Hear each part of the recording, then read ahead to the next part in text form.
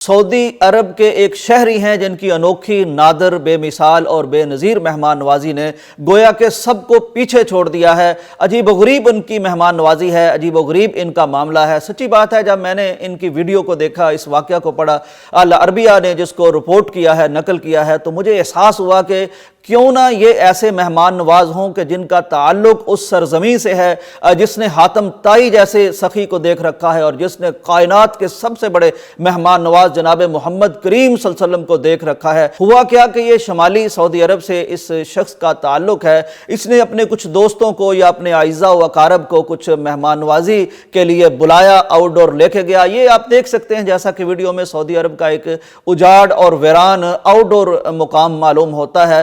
وہاں ظاہر ہے جو اس کو توفیق اللہ نے دے رکھی ہوگی ان کی مہمان نوازی کی، کرنی خدا کی یہ ہوئی کہ گیس کا سلنڈر پھٹ گیا اور شاید یہ گاڑی کے بہت قریب تھا، تو اس کی آگ گاڑی کو بھی متاثر کرنے لگ گئی۔ نہ صرف متاثر کرنے لگ گئی بلکہ گاڑی سے آگ کے اتنے بڑے بڑے شعلے، وہ جس کو پنجابی میں کہتے ہیں نا کہ بھانبڑ، وہ مچ گیا اور آگ نکلنا شروع ہو گئی۔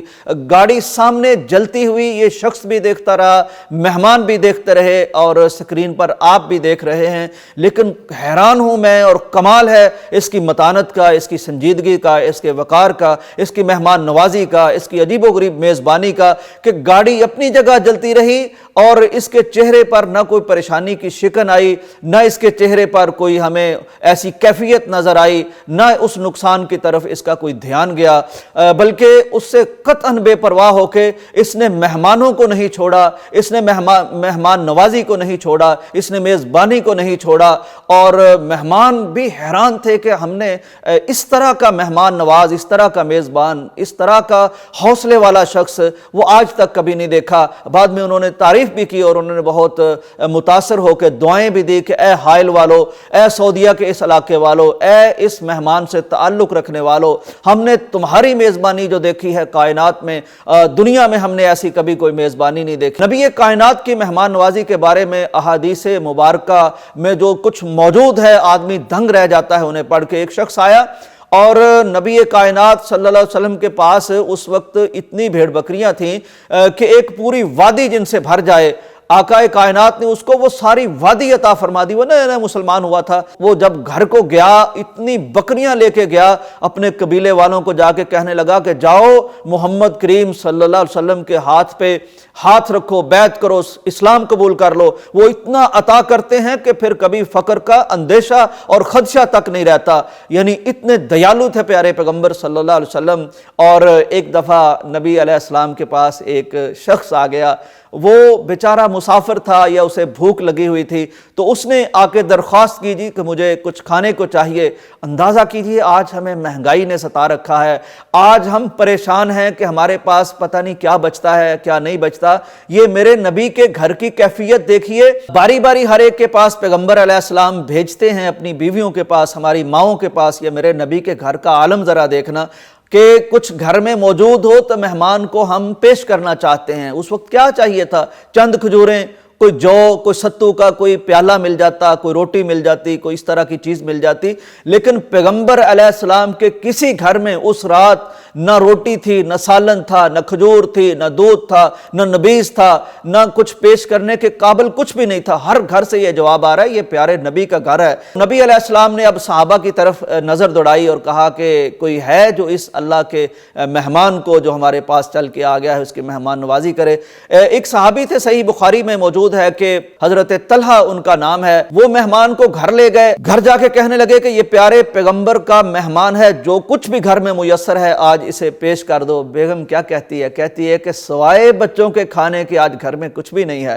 کہنے لگے کوئی بات نہیں، چلو اتنا کچھ تو ہے نا، ایسے کرو کہ بچوں کو بھوکے سلا دو اور ہم بھی بھوکے سو جائیں گے، لیکن پیغمبر کے بھیجے ہوئے مہمان کی مہمان نوازی کو ہم کریں گے اور پیٹ بھر کے اسے کھانا کھلائیں گے۔ میاں بیوی میں طے پایا کہ جب مہمان کھانا کھائیں گے چراغ بجھا دیا جائے گا۔ ایسے ہی ہوا، بچوں کو، اپنے بچوں کو، لختے جگر کو کون سلاتا ہے، لیکن یہ صحابہ کا حوصلہ ہے، یہ نبی کے تربیت یافتگان کا حوصلہ ہے، اور یہ ایک مہمان کی قدر جاننے والے کا حوصلہ ہے کہ اپنے لختے جگر نور نظر بچوں کو بھوکے سلا دیا۔ اور مہمان کے ساتھ، چونکہ یہ طور اور اطوار ہوتے ہیں، آداب ہوتے ہیں کہ مہمان کے ساتھ بیٹھ کے کھایا جاتا ہے، تو جب یہ مہمان کے ساتھ بیٹھے صحابی تو بیگم نے چراغ کو کسی بہانے سے بجھا دیا، اور یہ مہمان تو کھاتے رہے لیکن میزبان اس کے ساتھ اس طرح کا انداز اختیار کرتے رہے کہ کہیں اندازہ نہ ہو مہمان کو کہ میری وجہ سے یہ کھا نہیں رہے ہیں، تو لیکن کھا نہیں رہے تھے، مہمان نے پیٹ بھر کے کھایا اور سو گئے۔ کون دیکھتا تھا اس واقعہ کو؟ کون شاہد تھا؟ کون گواہ تھا؟ کوئی نہیں تھا، لیکن میرا اللہ دیکھ رہا تھا۔ اور جب اگلے دن یہ صحابی نبی صلی اللہ علیہ وسلم کی خدمت میں حاضر ہوئے تو قرآن اتر آیا تھا اور آیت اتر آئی تھی آسمان سے کہ اللہ تبارک و تعالیٰ نے اس میزبان کو دیکھا ہے، اس کی ادا کو دیکھا ہے، اس کی طرز کو دیکھا ہے، اس کے حوصلے کو دیکھا ہے، اس کے ظرف کو دیکھا ہے، اور اتنا پسند آیا ہے۔ احادیث میں دو طرح کے بیانات ملتے ہیں، ایک یہ ہے کہ اللہ کو یہ بڑا پسند آیا ہے، اور دوسری حدیث میں ہے کہ اس عمل پر، اس خوبصورتی پر، اس اظہار پر، اس قربانی پر اللہ مسکرا اٹھا ہے آسمان پر۔ یہ اتنا میرے اللہ کو معاملہ پسند آیا، اور پھر قرآن میں آیت اترائی قیامت تلک جو پڑھی جاتی رہے گی، وَيُؤْثِرُونَ عَلَىٰ أَنفُسِهِمْ وَلَوْ كَانَ بِهِمْ خَصَاصَةٌ، کہ کائنات میں پیغمبر کے فیض یافتگان اور اللہ سے تعلق رکھنے والے کچھ ایسے میزبان بھی ہیں، خیرات کیا وہ بھی جو موجود نہیں تھا، تو نے تہی دستوں کی سخاوت نہیں دیکھی۔ ناظرین، حضرت ابراہیم علیہ السلام کی مہمان نوازی کا بھی آپ کو معلوم ہے کہ ان کے پاس دو فرشتے جب آسمانی شکل میں آئے تو انہوں نے یہ نہیں پوچھا کہ ٹھنڈا لیں گے یا گرم لیں گے، کھانا کھائیں گے یا چائے لیں گے، پانی پیش کروں یا کیا کروں۔ مہمانوں کو بٹھا کے فوراً گھر تشریف لے گئے، بچڑا کھڑا تھا، ذبح کیا، بھونا، روسٹ کیا اور لا کے مہمانوں کے سامنے پیش کر دیا۔ وہ تو بعد میں پتہ چلا کہ وہ فرشتے ہیں اور وہ کھاتے نہیں ہیں۔ مہمان نوازی کے حوالے سے پیارے پیغمبر کی ایک حدیث بھی آپ کے سامنے کوٹ کرتا چلوں۔ نبی علیہ السلام نے فرمایا کہ جب کسی میزبان کے پاس کوئی مہمان آ جائے تو ایک دن بتکلف با اہتمام کھانا کھلانا میزبان کے ذمہ فرض ہے، اور 3 دن تک اس کی ضیافت ہونی چاہیے، یہ مستحب ہے۔ 3 دن کے بعد اس کے ذمہ مہمان نوازی نہیں ہے۔ مہمان کو بھی چاہیے کہ زیادہ دقت میں کسی کو نہ ڈالے، 3 دن سے زیادہ نہیں ٹھہرنا چاہیے۔ ہاں، پیارے پیغمبر نے فرمایا کہ 3 دن کے بعد بھی اگر کوئی مہمان نوازی جاری رکھتا ہے تو یہ اس کے لیے صدقہ اور احسان کا معاملہ لکھ دیا جاتا ہے۔